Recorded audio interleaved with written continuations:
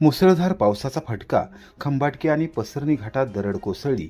प्रवाशांच्या सुरक्षिततेचा प्रश्न ऐरणीवर. सातारा जिल्ह्यात गेल्या 2 दिवसांपासून सुरू असलेल्या संततधार पावसामुळे घाट मार्गावरील जनजीवन विस्कळीत झाले आहे. पुणे बंगळुरू आशियाई महामार्गावरील खंबाटकी घाटाबरोबरच सुरूर पोलादपूर मार्गावरील पसरणी घाटातही मोठी दरड कोसळल्याने प्रवाशांच्या सुरक्षिततेचा प्रश्न पुन्हा एकदा ऐरणीवर आला आहे. खंबाटकी घाटात एका वळणावर तर पसरणी घाटात बुवासाहेब मंदिराकडे जाणाऱ्या मार्गावरील दुसऱ्या वळणावर दरड कोसळून मोठे दगड रस्त्यावर आल्याने वाहतूक धोकादायक बनली आहे. या मार्गावरून प्रवास करणाऱ्या वाहन चालकांना मोठी कसरत करावी लागत असून कोणत्याही क्षणी मोठा अपघात होण्याची भीती व्यक्त केली जात आहे. पसरणी घाटातील रस्त्याचे रुंदीकरण व दुरुस्तीचे काम अनेक महिन्यांपासून सुरू असले तरी त्याचा वेग अत्यंत मंद आहे. अपूर्ण कामामुळे आधीच नागरिकांना त्रास सहन करावा लागत असताना मुसळधार पावसाने दरड कोसळण्याच्या घटना वाढल्या आहेत. त्यामुळे या मार्गावरील प्रवास अधिक धोकादायक बनला आहे. स्थानिक नागरिकांच्या मते पावसाळ्यात या घाटात दरडी कोसळण्याच्या घटना नित्याच्या झाल्या आहेत. तरीही संबंधित यंत्रणांकडून प्रतिबंधात्मक उपाययोजना, संरक्षक जाळ्या किंवा संरक्षण भिंती उभारण्याबाबत प्रभावी पावले उचलली गेली नसल्याने नागरिकांनी तीव्र नाराजी व्यक्त केली आहे.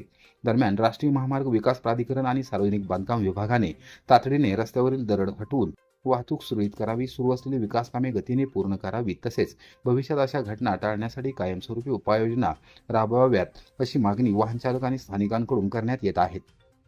मसूर पोलीस ठाण्याच्या नवीन इमारतीसाठी 7,75,00,000 रुपयांचा निधी मंजूर.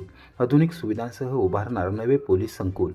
कराड तालुक्यातील महत्त्वपूर्ण असलेल्या मसूर पोलीस ठाण्याच्या नवीन इमारत व पोलीस वसाहत उभारण्यासाठी राज्य शासनाने 7,75,00,000 रुपयांचा निधी मंजूर केला आहे.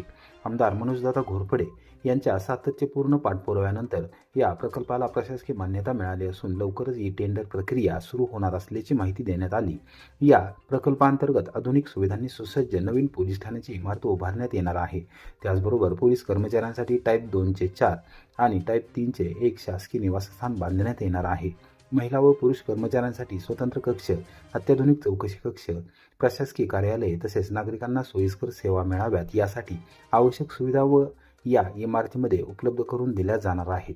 सध्या वाढत्या लोकसंख्येमुळे आणि कामाच्या वाढत्या व्यापामुळे मसूर पोलीस ठाण्याला अधिक सक्षम पायाभूत सुविधांची गरज भासत होती. नवीन इमारत उभारल्यानंतर पोलीस कर्मचाऱ्यांना अधिक चांगल्या सुविधा उपलब्ध होतील, तसेच नागरिकांना अधिक जलद, प्रभावी आणि दर्जेदार पोलीस सेवा मिळण्यास मदत होणार आहे. ग्रामीण भागातील कायदा व सुव्यवस्था राखण्यासाठीही या प्रकल्पाचा मोठा फायदा होईल असा विश्वास व्यक्त केला जात आहे.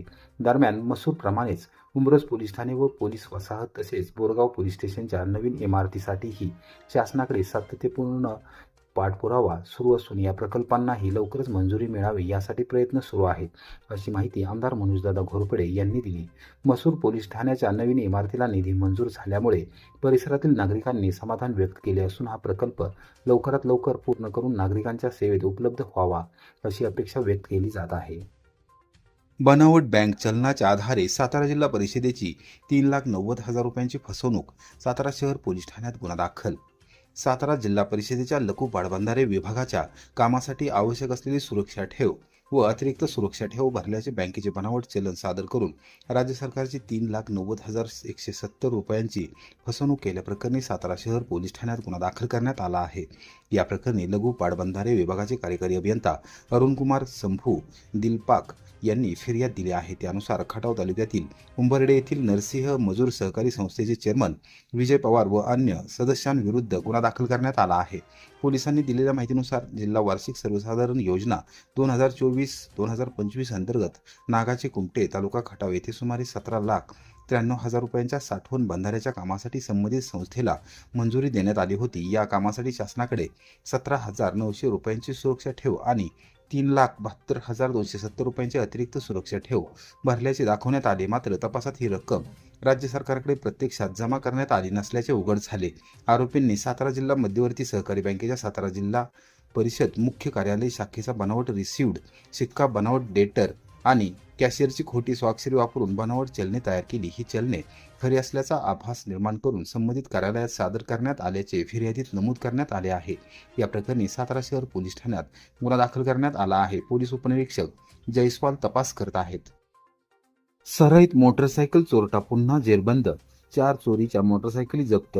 सातारा शहर पोलिसांच्या गुन्हे प्रकटीकरण शाखेने मोटरसायकल चोरीच्या गुन्ह्याचा छडा लावत कोरेगाव तालुक्याच्या उत्तर भागातील पिंपळे बुद्रुक येथील एका सराईत चोरट्याला अटक केली असून त्याच्याकडून चोरीच्या 4 मोटरसायकली जप्त केल्या आहेत. या कारवाईमुळे सातारा शहर व परिसरातील मोटरसायकल चोरीच्या अनेक गुन्ह्यांची उकल होण्यास मदत झाली आहे. पोलीस अधीक्षक निखिल पिंगळे, अप्पर पोलीस अधीक्षक डॉक्टर वैशाली कडूकर आणि सातारा शहर विभागाचे उपविभागीय पोलीस अधिकारी विपुल पाटील यांच्या मार्गदर्शनाखाली शहर पोलीस निरीक्षक सचिन मेत्रे यांनी मोटरसायकल चोरांचा शोध घेण्याच्या सूचना गुन्हे प्रकटीकरण शाखेला दिल्या होत्या. त्यानुसार पथकाने रेकॉर्डवरील सराईत गुन्हेगारांच्या हालचालींवर लक्ष ठेवले असता वाडेफाटा परिसरात विना क्रमांकाची मोटरसायकल घेऊन फिरणारा एक संशयित आढळला. पोलिसांनी त्याचा पाठलाग करून ताब्यात घेतले. चौकशी दरम्यान त्याच्याकडील मोटरसायकल चोरीची असल्याचे निष्पन्न झाले. त्यानंतर करण्यात आलेल्या कसून चौकशीत आरोपीने आणखी 3 मोटरसायकली चोरी केल्याची कबुली दिली. त्यानुसार एकूण 4 चोरीच्या दुचाकी जप्त करण्यात आल्या. या प्रकरणी युवराज आकोबा निकम वय 56 राहणार पिंपळे बुद्रुक तालुका कोरेगाव याला अटक करण्यात आली आहे. ही कारवाई पोलीस उपनिरीक्षक सुधीर मोरे यांच्या नेतृत्वाखाली गुन्हे प्रकटीकरण शाखेच्या पथकाने केली.